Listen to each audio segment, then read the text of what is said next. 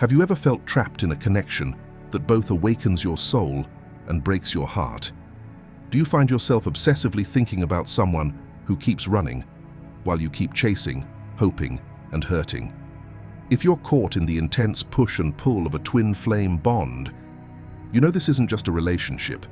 It's an emotional storm that leaves you questioning your worth, your path, and your sanity. In today's video, we're going far beyond the surface. We'll break down the real spiritual mechanics behind the runner and chaser dynamic.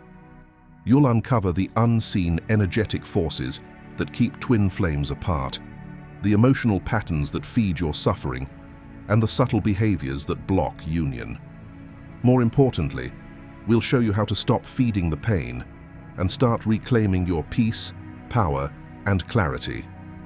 By the end of this journey, you won't just understand what's happening between you and your twin flame.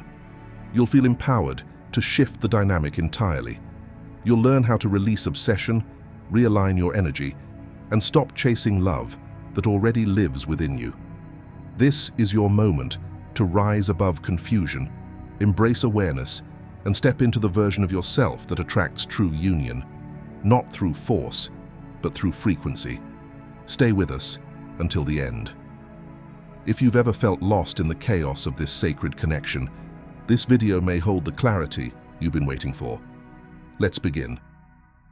Number 1. Twin flames. One soul in two bodies.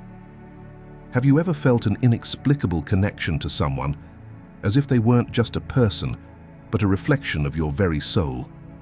That's the essence of the twin flame journey. Twin flames are not merely destined lovers or romantic ideals.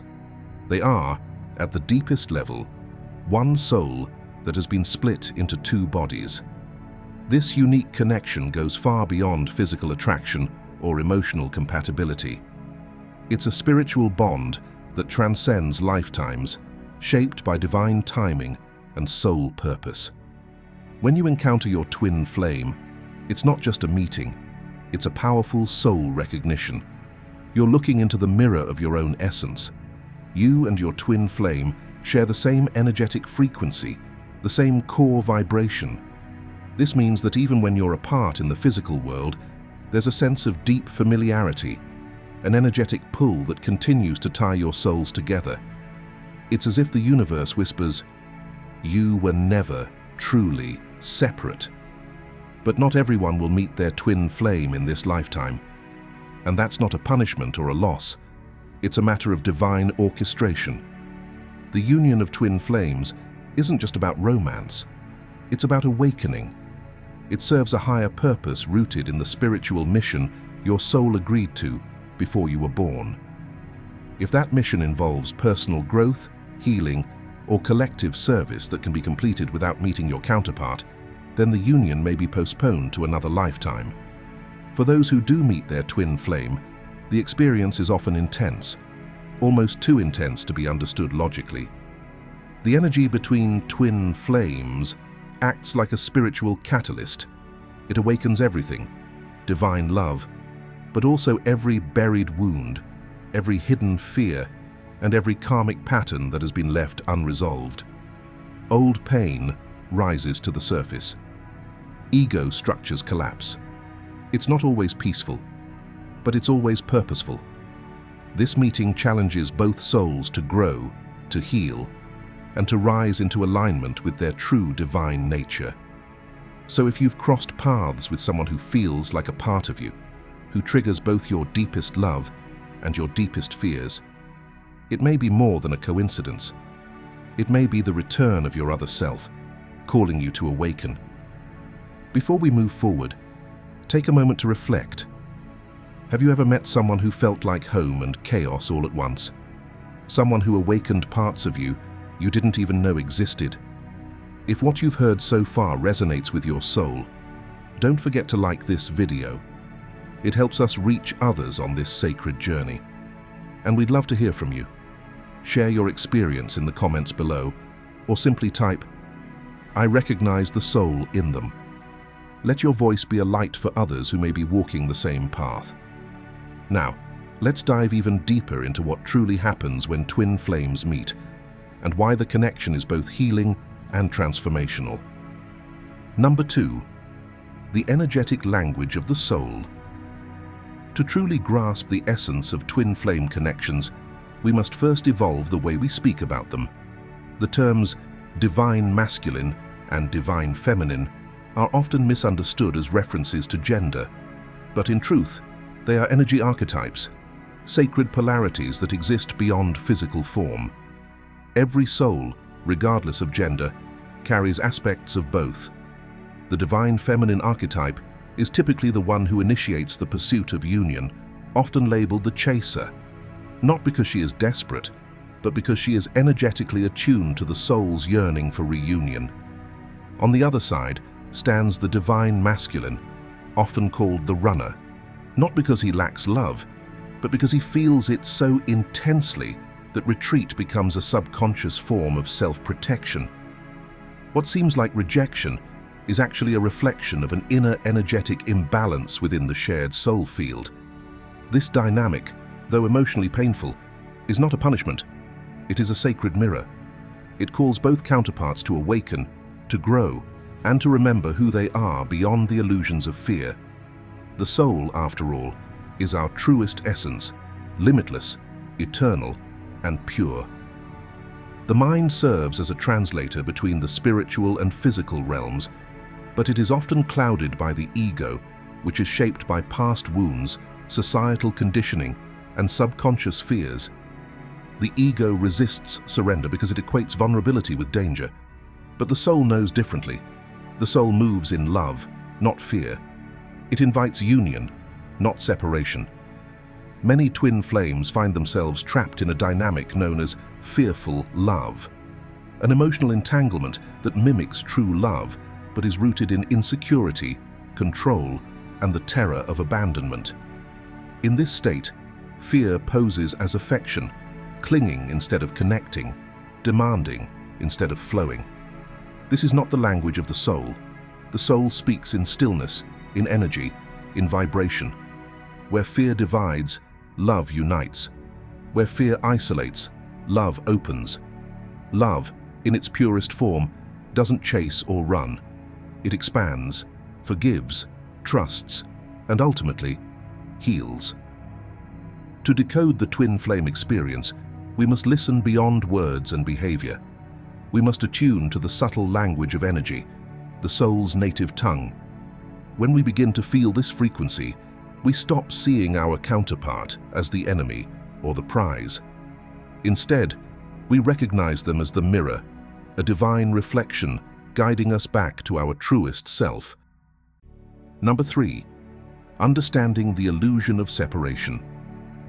At first glance, the runner and chaser in a twin flame connection may seem like two entirely different people, each reacting in their own unique way to the bond they share. One appears to chase love, desperately seeking closeness and emotional security. The other pulls away, retreating into silence, space, and solitude. But this apparent contrast is only a surface-level illusion. In truth, the runner and the chaser are not separate souls reacting to separate experiences.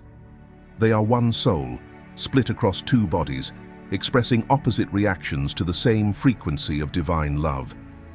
This is what makes the twin flame journey both mystifying and deeply transformative. What the chaser feels in her longing, her ache for closeness, and her emotional vulnerability is not foreign to the runner. He feels it too, but his coping mechanism mirrors the emotion in reverse. While the chaser moves toward the connection in an attempt to soothe the pain of separation, the runner moves away in an attempt to avoid it. This doesn't mean he feels less. It means he fears more. At the heart of this dynamic lies a profound paradox. Both twins deeply desire union, but both are also terrified of what that union demands. For the chaser, the fear of abandonment leads to clinging and overgiving. For the runner, the fear of losing autonomy leads to withdrawal and emotional shutdown. Each is confronting the same wound, the wound of separation, the illusion of being disconnected from love itself. but they stand at opposite ends of the emotional spectrum, like a magnet, repelling and attracting simultaneously. The real lesson here is that separation is not a reflection of truth, it's a reflection of fear. The pain felt on either side isn't caused by the other person, but by the resistance within. When both counterparts begin to see this illusion for what it is, they can stop projecting blame and start turning inward. Healing begins not by chasing or running, but by remembering you were never truly apart. You are two expressions of one soul, learning to find wholeness not through pursuit, but through presence. Before we move on, take a moment to reflect on what this really means. The person you're chasing or running from is not separate from you. They are a mirror, showing you your own soul's longing, fear, and potential for healing. If this idea resonates with you, we invite you to pause and ask yourself, am I running from love or running toward it through someone else? Let this awareness sink in. And if you've ever felt both the pull and the fear of union, you're not alone. Share your thoughts in the comments below, or simply type, I see through the illusion of separation. Your truth may be the light someone else is searching for. Number 4. How fear and love shape the roles of runner and chaser. The connection between twin flames is not defined by a lack of love, but by how each soul responds to it. Many people assume the runner is rejecting the chaser, but that's not the truth. In reality, the runner remembers the same moments, the same electric gaze, the same unspoken knowing, the same sense of home. They feel the magnetic pull just as deeply. What separates them is not love, but fear. The runner doesn't flee from the person. They flee from the intensity of the energy. This connection is unlike anything the human ego can control. And for someone not ready to surrender, it feels overwhelming, destabilizing, even threatening. They run not because they don't feel it, but because they feel it too much. And in their nervous system, in their inner child, that intensity triggers fight or flight. It's not a rejection of you. It's a reaction to the energetic frequency the bond has reached. In this dynamic, the energy field you share becomes the invisible current that shapes your behavior. When that field is filled with anxiety, control, fear of loss, or emotional need, it acts like a repellent. It creates friction. It sends the runner into retreat. But when the energy is grounded in unconditional love, peace, and self-acceptance, the field transforms. It becomes magnetic again, attractive rather than overwhelming. The ego wants to manage the connection, to label it, to define it, to chase or to run. But the soul has no interest in control. The soul is only ever seeking peace. And peace only emerges when love becomes free from fear. When the chaser stops chasing, not because they've stopped loving, but because they've started healing. This is where transformation begins. When one counterpart softens the energy, the other can begin to feel safe enough to return. Because, at its core, this isn't a chase. It's a journey back to alignment, where both souls can finally meet without fear clouding the field. Number 5. Breaking the cycle. The mirror of energy. At the heart of the twin flame dynamic lies a powerful but often misunderstood truth. The chaser is not truly chasing the other person. They are chasing the parts of themselves they've yet to fully love, accept, or integrate. Likewise, the runner isn't running from the chaser. They are fleeing from their own energy, the reflection of their unhealed wounds, and the overwhelming intensity of their own soul's calling. This is the mirror effect. And it's why the twin flame journey can feel so emotionally charged, because it forces both individuals to confront the deepest layers of themselves. This is also why control never works. You cannot force awakening. You cannot chase someone into healing, into love, or into recognition of the connection. Any attempt to explain, justify, or prove the bond from a place of desperation only magnifies the energy of fear. And fear always repels. The harder the chaser clings, the more the runner pulls away. Not because they don't feel the connection, but because the energy surrounding it has become too intense, too demanding, too ungrounded. But here's the key. Transformation does not come through outward effort. It begins with inner alchemy. When the chaser releases the need for control and shifts from fear-based attachment to unconditional love, everything changes. This shift is not about denying your feelings or pretending you don't care. It's about choosing love over fear, presence over panic, wholeness over lack. That energetic shift doesn't go unnoticed. It ripples through the shared soul field and touches the runner in subtle, invisible ways. The same connection that once triggered their retreat now begins to call them back, not through pressure, but through peace. This is the sacred paradox of twin flames. When you stop chasing them and start coming home to yourself, the energy realigns. The journey is not about reaching outward, it's about turning inward. Because only when you meet yourself fully can the other meet you too, not as a mirror of pain, but as a mirror of love. Number 6. Ending the chase and reuniting. The path to reunion does not begin with trying to pull the runner back. It begins with the chaser turning inward and ending the chase within themselves. This isn't just about changing physical behavior or choosing silence over contact. True transformation occurs at the level of energy.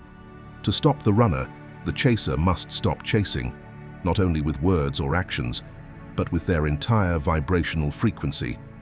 They must release the desperation, the urgency, the fear of loss, and accept a deeper spiritual truth.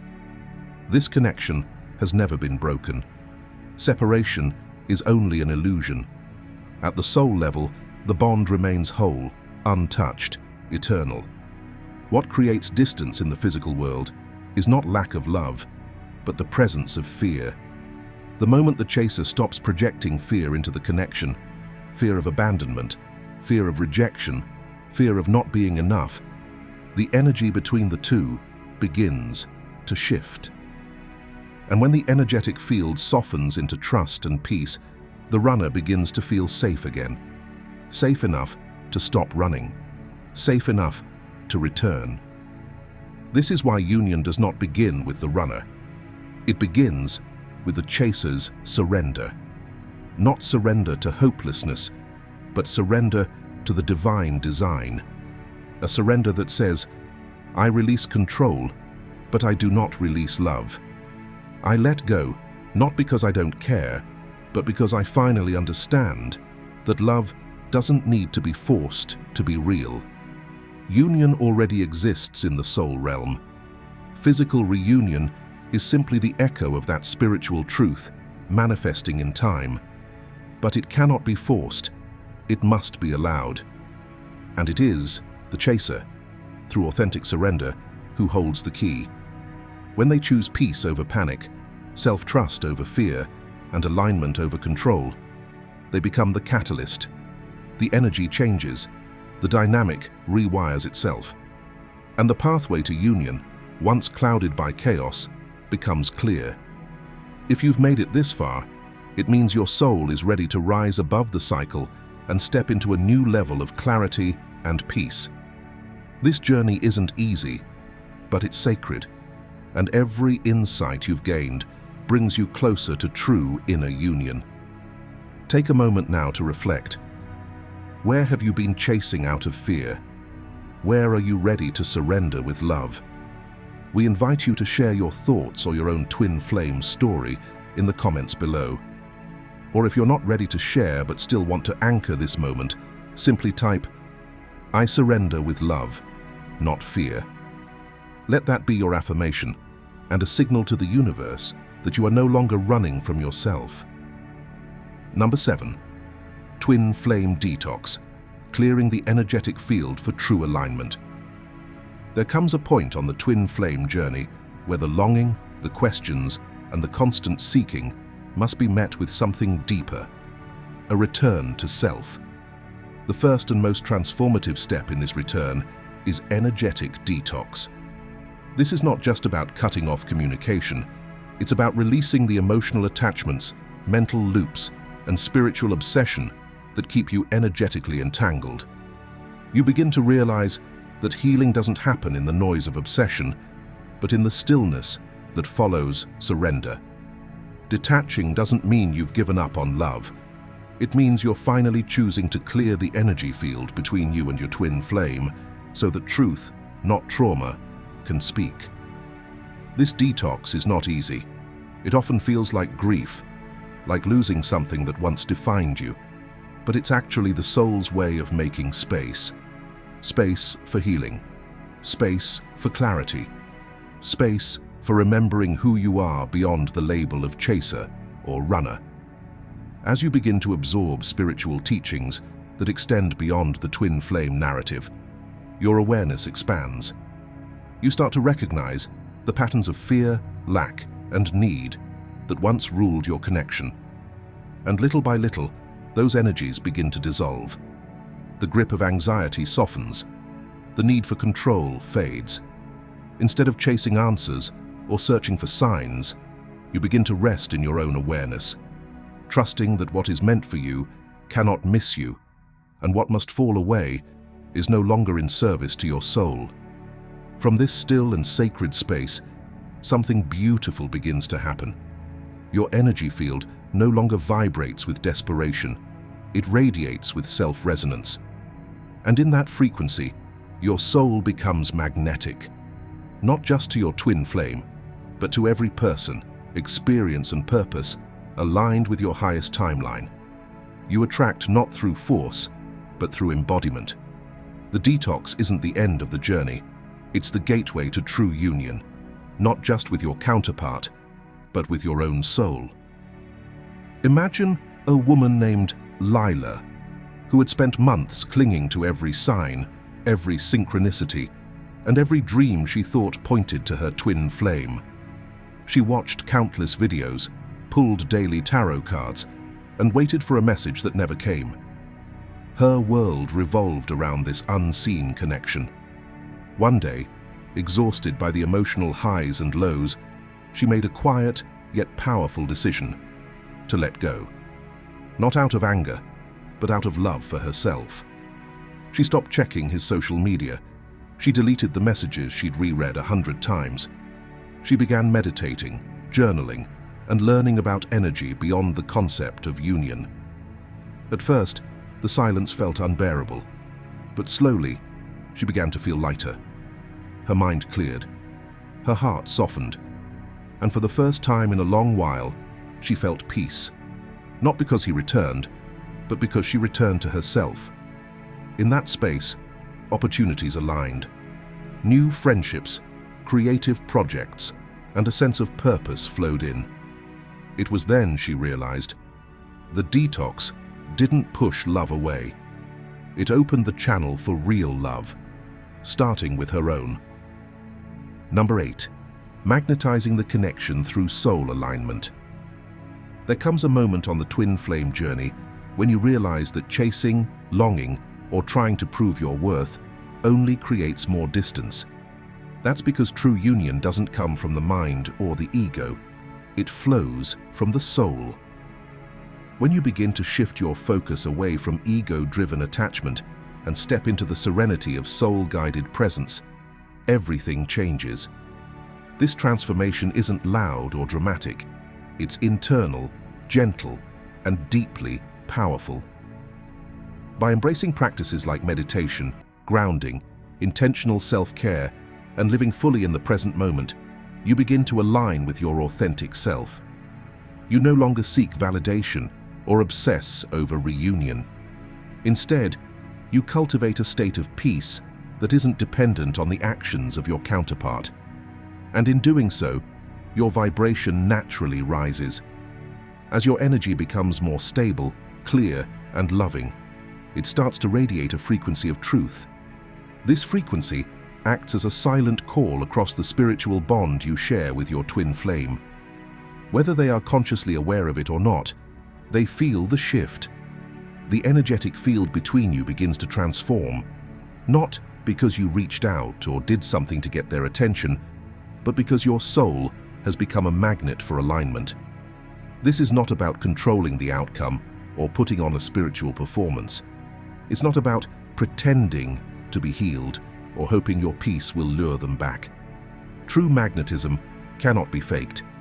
It arises when you become deeply rooted in yourself, when your love no longer demands, but simply exists as a state of being. In that space, you no longer call them home with words. Your energy speaks for you, and that is the essence of soul alignment. The return happens not through force or effort, but through resonance. When you're in harmony with your own soul, you automatically call them into theirs. And that sacred frequency, authentic, calm, and clear, is what draws your twin flame closer, not through pursuit, but through the undeniable pull of truth. The true essence of the twin flame journey is not reunion with someone outside of you. It's reunion with the parts of yourself you once abandoned in the name of longing. It's not about pulling someone back into your life, but rising into the version of you who no longer waits, chases, or begs love to stay. When you stop seeking wholeness in another, you begin to feel the sacred pulse of your own soul. And from that space, the dance between the runner and chaser dissolves. There is no pursuit. There is no escape. There is only stillness, resonance, and divine remembrance. If you've ever wondered whether your twin flame thinks of you, know this: they do. Not always in conscious thought, but in the quiet ache of their own souls unfolding. But what matters more than their awareness is yours. The moment you realize you were never truly apart, you free yourself from the illusion of lack. You stop chasing love, and instead, you become it. Let this be your turning point, not to go after them, but to go within. Not to repeat the pattern, but to embody the peace that ends the cycle for good. If this message resonates with where you are on your journey, take a moment to ground it by commenting below. When I stop chasing, peace begins. Your voice could be the echo someone else needs to hear. Don't forget to like, share, and subscribe if this video brought you clarity. And if you're ready to go even deeper, the next video waiting on your screen will guide you further along your path. You are not just healing for a connection. You are becoming the embodiment of union itself. Keep walking, keep trusting, and always remember you are already whole,